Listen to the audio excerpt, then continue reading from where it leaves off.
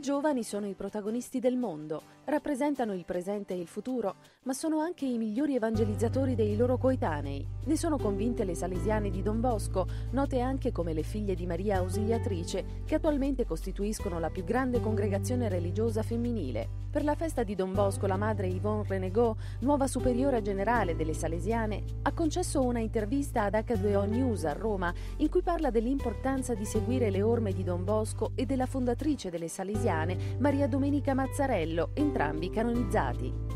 Sul fare sentire ai giovani e alle giovani che sono amati, non solo che lo sappiano, però che si possa dimostrarlo, mostrarlo a loro questo amore, perché possano arrivare a credere che davvero Dio le ama e aiutarle a scoprire e a sviluppare tutte le loro risorse per diventare loro protagonisti in questa costruzione della società di oggi e di domani.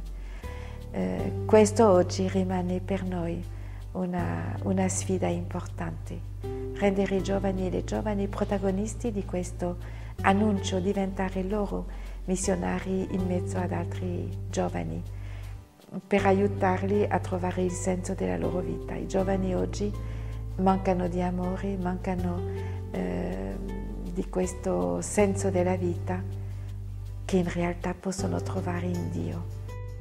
Le salesiane contano attualmente su più di 14.000 religiose in 9 paesi.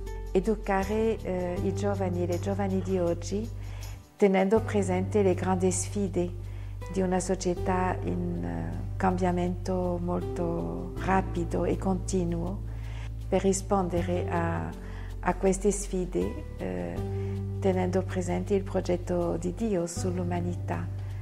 Vuol dire costruire la famiglia umana, e questo pensiamo che l'educazione è la base della costruzione della società del futuro.